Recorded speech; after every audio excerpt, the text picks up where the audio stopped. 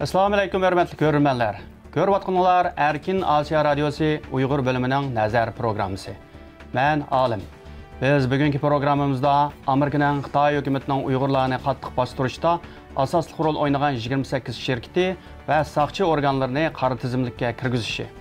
Şundaqla bu bastırışqa məsul bolğan Xitay əməldarlığa viza çəkilməsi qoyuş toğrusida söhbət elib barmız.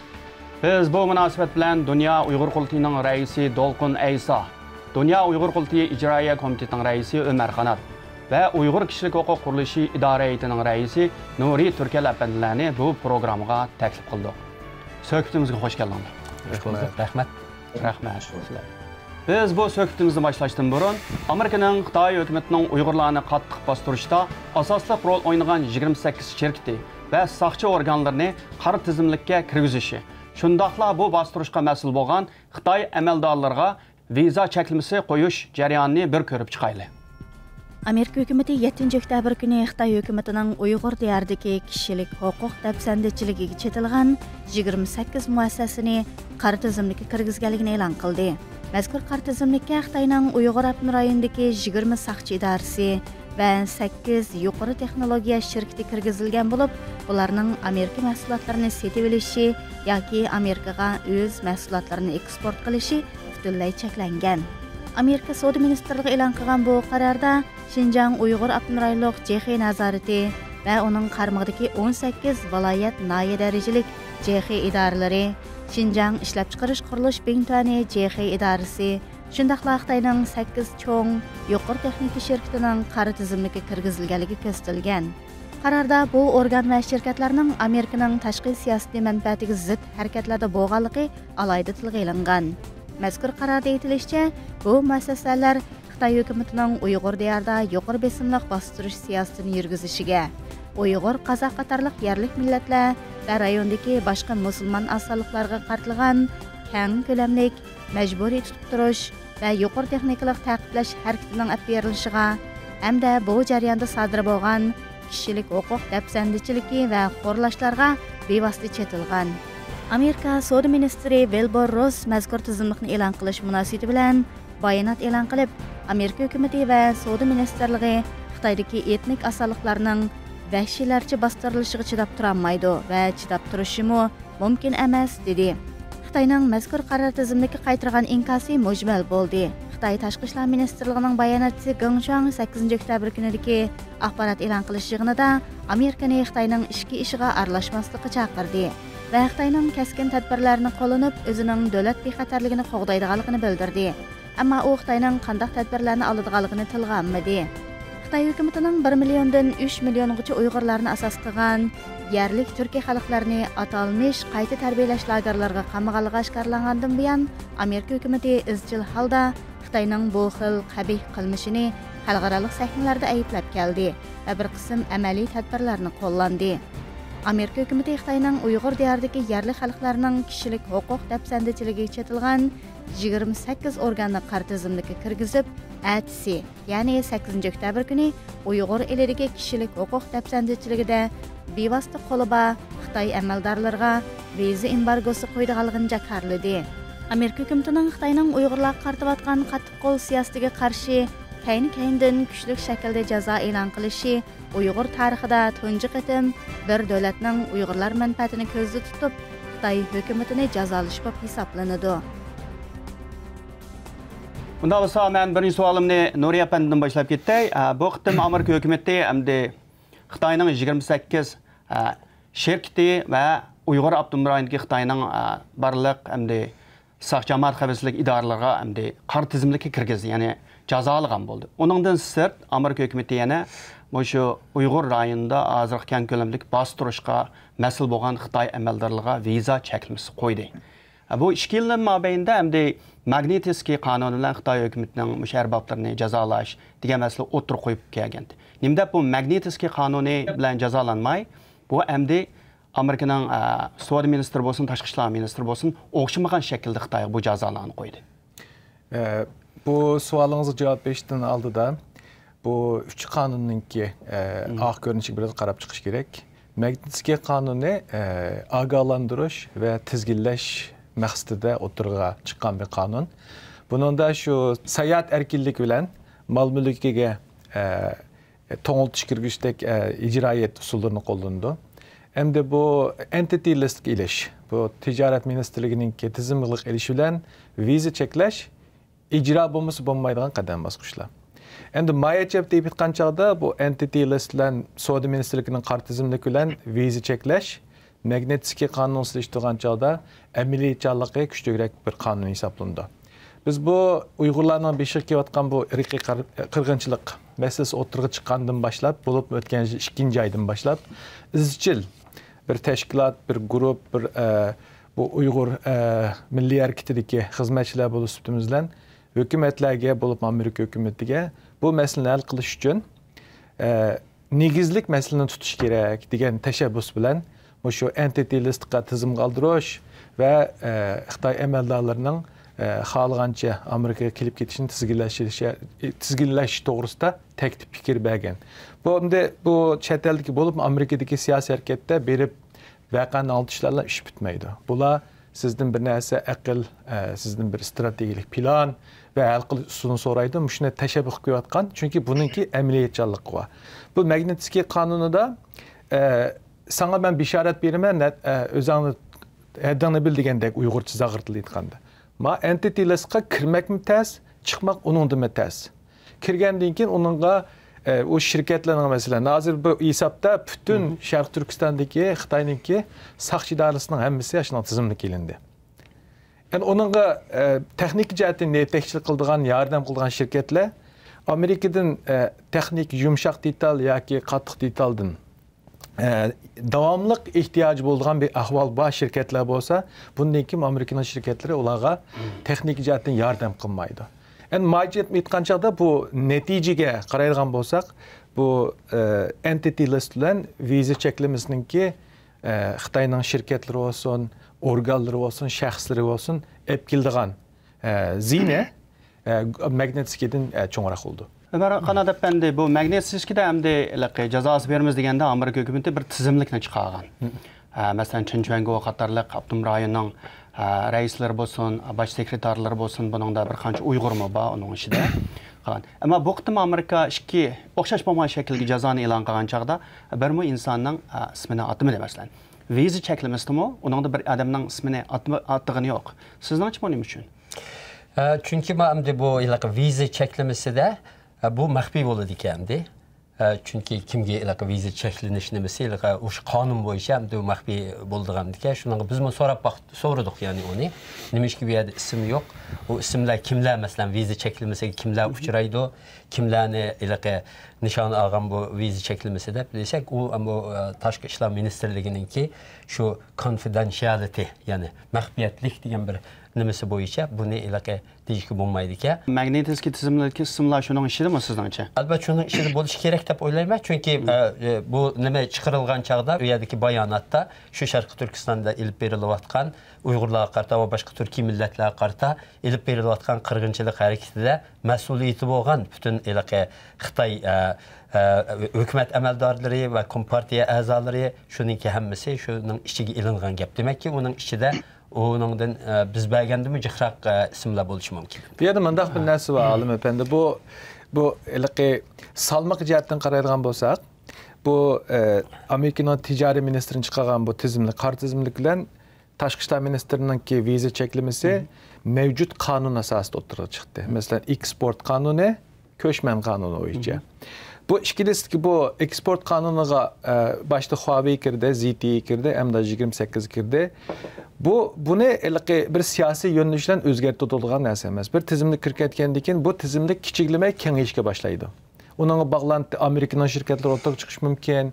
Ya'ni ma'lum shaxslarningki boshqa qism bilan qo'ygan Xitoydagi mavjud shirkatlar bo'lishi mumkin. Endi viza masalasiga kelsak, bu ko'chman qonunida Amerikaning davlat bexatarligi tahdid deb qaralgan insonlarga viza bermaydi.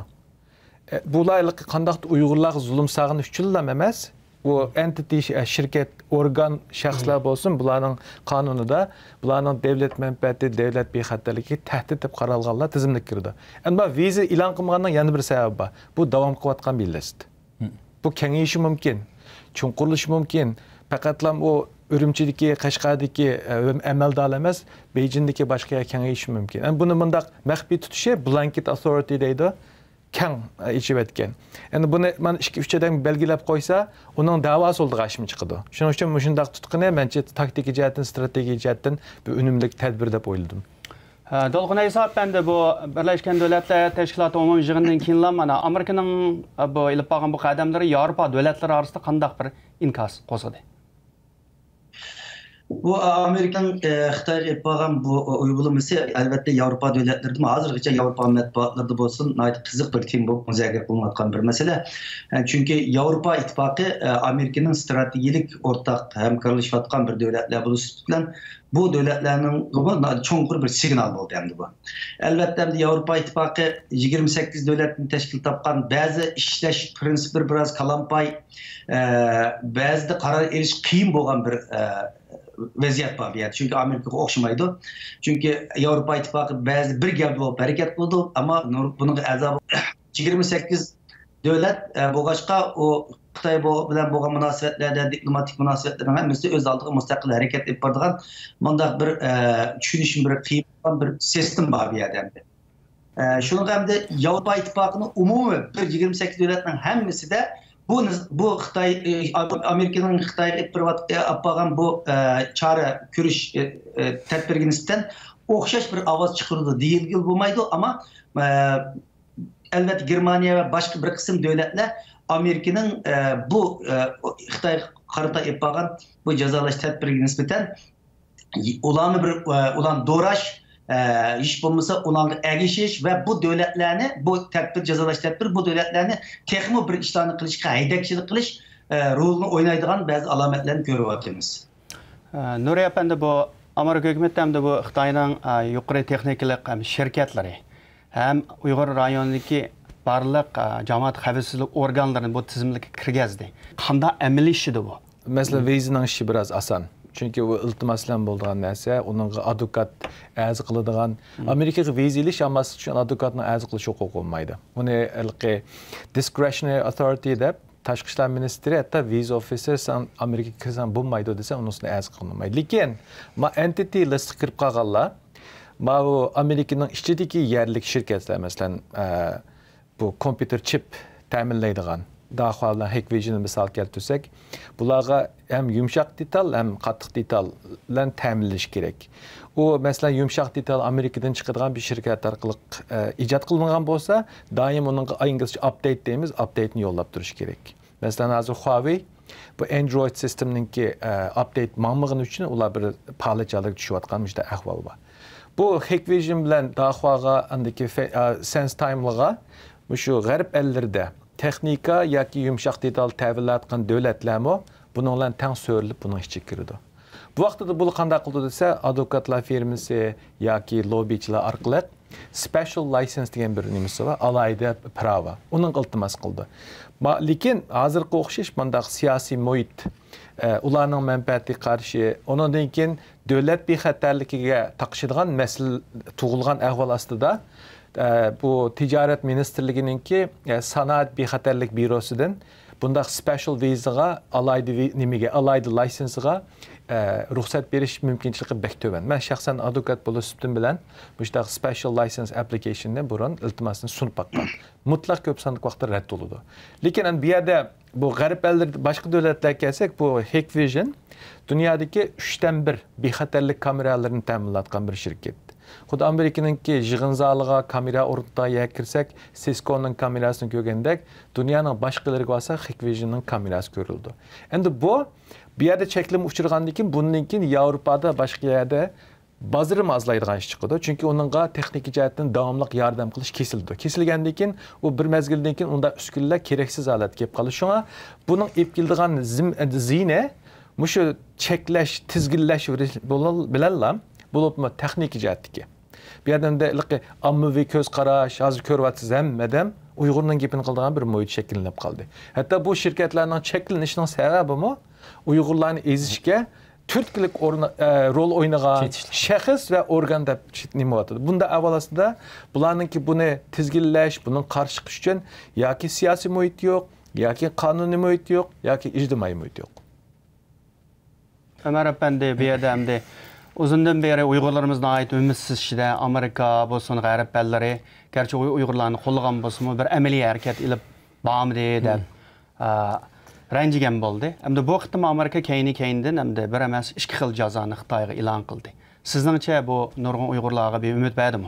Albatta bu çoğun ümit berdi dep oylayman. Çünkü mesela şu hem de Çinçengo çıqqanğa 3 yıldan aştı. 3 yıldan beri Uygurlarınki dünyadaki Uygurlarınki mesela anlayan en yaxşı xəbəri boldu şu. Çünkü əməli bir hərəkətə ötken boldu bu dövlət. Hazırgacha hammasi ayıplagan boldu, tanqid qilgan boldu onu. Lekin bir əməli bir iş bolmagan. Hem de Amerika bu da qitim hem de Birleşken Devletler Teşkilatı'nın buna ait yaxşı faaliyetlerini onurlaştırgan bir səfərbərlikdək bir hərəkətini elib bağan.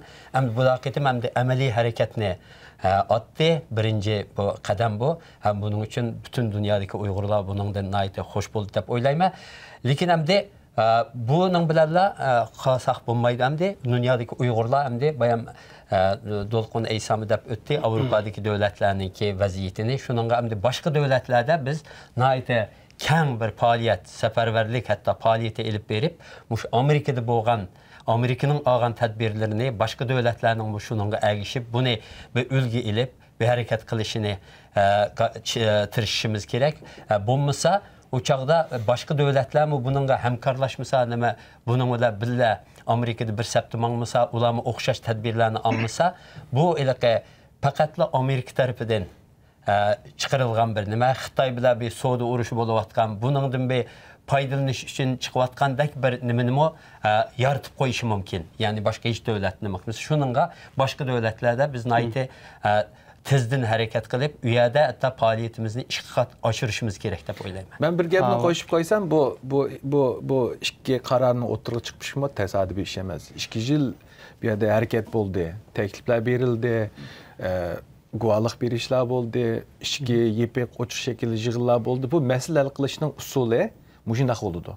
Bu o'rnakni faqatlam hukumatlarla o'ziga o'rnak qilmay, dunyoning boshqa yerlaridagi G'arb dünyası yaşayan Uygur teşkilatları, Uygur faaliyetçiler hükümetiga bu muşunda qilish gerek deb bunu bir tedbirinin usulü qilib teşvik qilish gerek. Dolqun Eysa Efendi bu Amerika hükümetinin Magnitsky kanunu bo'lgandan keyin Angliya hükümeti hem Avstraliya hükümetleri hem de hesapta Amerika'nın ulgu elib keyninden bu kanunlarni o'tirib qo'ygan bo'ldi. Sizningcha bu qitimmi hem de Amerika hükümeti Xitoyning şirketleri, saqchi idoralari jaza qo'ygandan keyin ham bizning ham Uyg'ur rayonida Uyg'urlar qattiq qo'lliq bilan siyosat yurgizayotgan Chunchanga qatorliq balkim bu insonlarga viza cheklamasi bergandan keyin sizningcha bu Yevropa agar Yevropa birligida bo'lmasa Yevropadagi shu kuchli davlatlar sizlar yashayotgan Germaniya bo'lsin, Fransiya bo'lsin, shu Xitoy amaldorlarining vizalarini cheklash mumkinchilik bormi? Çünkü Avrupa İttifakı'da Schengen vize deydiğen vize var. Bunun mutlak kök Avrupa İttifakı'nın a'zo devletler bu Schengen vize sistemini emelge aşılan buna rayakkan. Ama bir kısımları bunun sırtıda. Şununla bütün Avrupa İttifakı boyunca bunda bir kararını reallıkta pek uygun da karmayım hemen şahsen. Çünkü Avrupa İttifakı'daki bazı devletler mesela Vengriya Xitay bilen bugün naydı işçi boğan. Hatta bunda bir karar ediş için emez. Birleşken Devletler Teşkilatı da İnsan Hakları Komisyonu'nda bazı Avrupa İttifakı Xitay'ını kararlaydıgan bir bayanat birişimi bazı toskulluk gelgen. Gerisiye okşaş rolünü oynavatıdı. Anladım bu Xitay'nın yeni İpek yolu bir bel var bir yol soda İpek yolunu işi boyunca İtalya ötkendi bunu kol koygan devletler. Bir kısım Avrupa devletleri bununla karşı bir kısımları oturda bir kısımını kollavatkan. Bunda bir şaraitte Avrupa'nın umumi bir gevde haltıda bunda bir kararını çıkarıp bayağı kararını çıkarıp Xitayga vize çeklemesi koyuş meselesi de pek kıyın bir mesele bu ama bir kısım devletlerde mesela Germanya'dayız, Anglia'dayız, muşluk okşaydıgan devletlerde bu meseleni biz ülgü kılıp zaten bizim dünya politiği bazı bir planlarını kıvatımız bunu ki okşaş şekilde çünkü Germanya Avrupa İttifakı'daki Xitay'nın en çok soğudu şerigi. Germanya'nın bir yıllık Xitay'dan bulduğun iqtisadi savdo ilm verimi 200 milyar dollar etrafında. Bunun 20'de Xitayga eksport kıldı, 20'de Xitay eksport kıldı. Xitayning Germaniya kıldığını biraz jiqroq hatta. Demek bir kısım Xitay şirketleri bir yerde 900'de Xitay şirketi varken Germaniyada ama Germaniyanın Xitaydaki şirketleri 5000'den uçukken hem de. Yani bu şaraitimizde Xitayning bir yerdeki adamların köp kısmı Germaniyadan teknolojiya uğulaydı. Germaniya bexatarlik dairelerinin yıllardan burun çıkargan məxsus dokladlar var.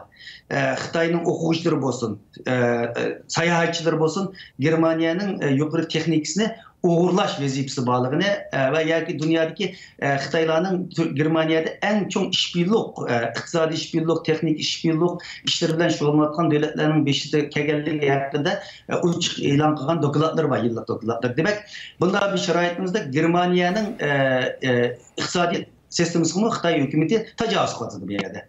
Onun üstüne bu Uygur meselesini Amerika başlık yüzünün şirikleri içinde bu meseleler Xitay'ın bu cezalar meselesi olsun, Uygurlar yapılan bu etnik kırgıncılık meseleleri olsun. Bu meselede Germaniya Amerika'dan yakın işbirliği içinde ötken işgilden bu yan yakın işbirliği yapıyordu. O yakında silah Nuri Türkiye'de efendim Ömer Kanat sizdenmenler o yani badında şu eğer ötüzlüğe yıkılanın birisini Germaniya Amerika bilen billa bu yığınığı billa sahip kaldık kıldı.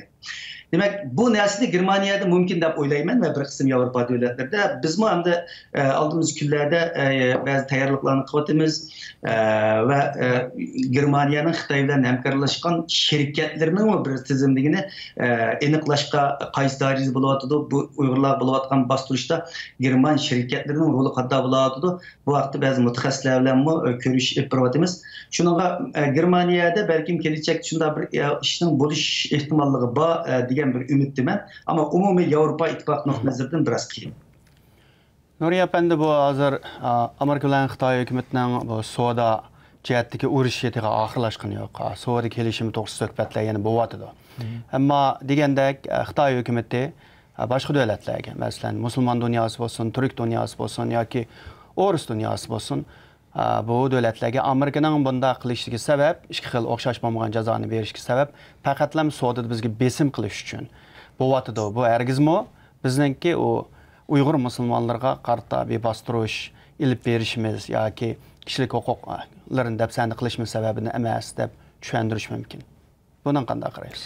U faqat asos yo'q bir ko'z qarash deb o'ylayman. Bu ko'z qarashning o'tirg'i chiqishida 3 xil sabab bor. Birisi bu hozir Amerikaning hokimiyat beshida o'tgan prezident o'zi tijoratchi o'g'a chiqqan.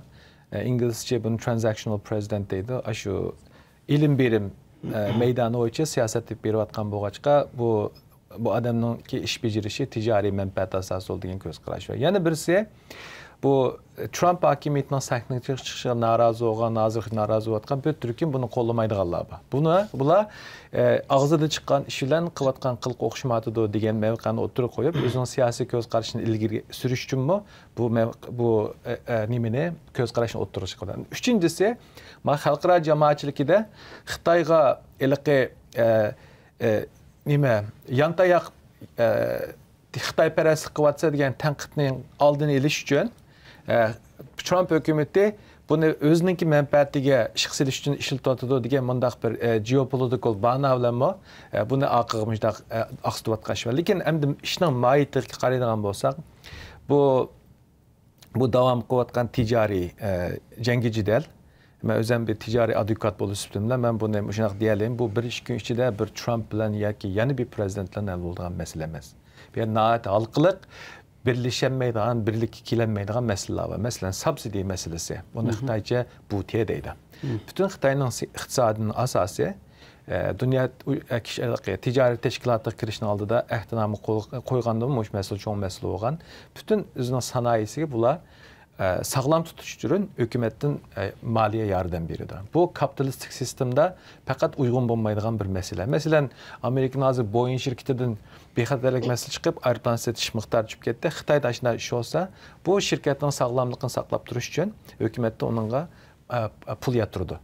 Bu Amerikadan Xitoy arasındaki çoğ ticari meselelerdeki en halkalık mesele subsidy issue deyimiz. Ondan keyin bu patent meselesi var. Bunu qanday hal qiladi? Xitoyninki bu 2025 Made in China degan programmasida ishlatayotgan texnikasi emas, Amerikadan o'g'ilgan masalalar.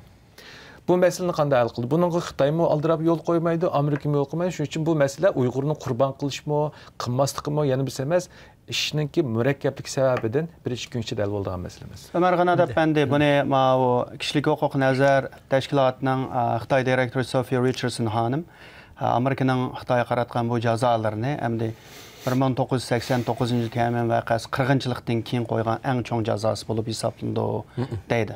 Hamda bu yana birisi Uyg'ur sababidan qo'yildi bu Xitoy hukumatiga. Siz bundan qanday qaraysiz? Bu hamda bu qonun hamda bu-chu, ammo chiqqan hamda qaror nimasi? Bu hamda Trump hukumati ketibmi? Başqa bir hakimiyet kesimi, başqa bir prezident bo'lsa hamda bu qonun bo'lib qoladi bu yerda. Buni o hukumat kepla o'zgartirmaydi hamda bu xeyli vaqt nima ketadigan, ish ketadigan nima? Chunki bu ikki yil nima qonun ham vizaninki qo'yilishi, jazo qo'yilishi, undan keyin ham shirkatlarninki Amerikaga eksport qilishi, Amerika bilan tijorat qilishining cheklanishi, bu nima?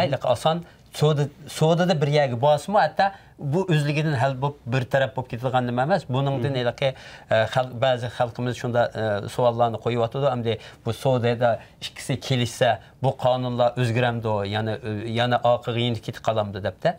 Shuningga bu orqaga yenib ketmaydi. Hamda bu albatta bu yerda bayam sizmi deb o'tdingiz. Bu Amerika bu nimani bu qarorni chiqargan chog'da Amerika bu hamma nimani u yerdagi vaziyatni ko'ryapti hamda. Her qandaq devlet bolsun, Amerika'nın özününki razvedkaları var. Mesela ötkende degen çağda muavin müdafiə ministri 1 milyondan, 1,5 milyondan 3 milyongacha adam var dedi. Bunu elbette bu özlügidilla dep koygan bir iş emas hamdi. O çünkü şu Amerika'nınki özününki ağan malumatlarına, ağan uçurlarına qarab onu dünyaya ilan qildi hamdi. Demek ki, u yerda bir qirg'inchilikning bo'layotganligini, bu Ikkinchi Dunyo urushi davrida Yahudilar qarshi bo'lgan qirg'inchilikning u yerda takrorlanish ehtimolining nayt kuchli bo'layotganligini, shuning ketib qolganligini ko'rganlik uchun Amerika bir o'zining qimmat qarashlariga ega chiqish, uningda Amerikaningki dunyodagi liderlik rolini joriy qildirish uchun albatta bu qarorni oldi deb o'ylayman. Bu nimiço alim efendi bir yerde yana bir ta'kidlanishga zarur bir mesele var. Bir yerde bir Trumpçılık qilayotgan ish yo'q. Bu Uyg'urlar chiqib, "Voy Amerika hukumati to'g'ri ish qilyapti" degan gap, Trump ambition qilyapti degan narsa davlatning mohiyatiga qarash kerak. Ma davlat bu masalani axloqiy masala, vijdon masalasi, ijtimoiy masala, tarixiy masala va davlat bexatarlik masalasi deb ko'ryapti. Hem bir yerde hemen nasıl kanunu takışır. Bunda vaqtida bunda bir sağlam bir sistemde bu prezident kelsin, o kelsin hiç qanday farqini ko'rmaydi. Hatta hozir qarshi tarafdagi demokratchilarmi bu Council on Foreign Relations Amerikadagi eng mashhur think tankning veb-saytiga Uyg'ur masalasiga ifoda bildirib. Dolqin Ayso efendi, sizningcha bundan keyin agar Yevropa davlatlari bo'lsin, Angliya, Kanada, Avstraliya davlatlari bo'lsin, Amerikani ulgi elib mana shunday bir jazolarni o'ttirib qo'ysa, buning Uyg'ur millatini hamda qutqizib qilishda Uyg'urlarning hozirgi vaziyatini o'zgartirishda qanday bir rol o'ynaydi?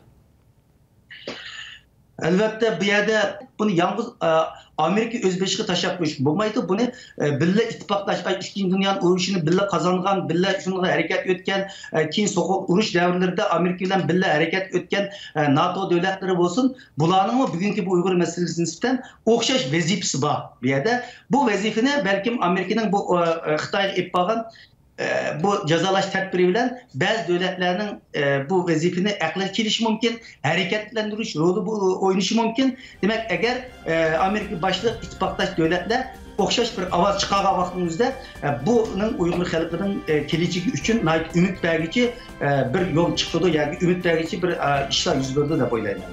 Rahmat, unda bo'lsa bugungi suhbatimizga loyiq qatnashib berganinglarga. Hurmatli ko'ruvchilar, bugungi programmamizga qatnashganinglarga ko'p rahmat. Kelasi qitim ko'rishga xushvaqt bo'ling.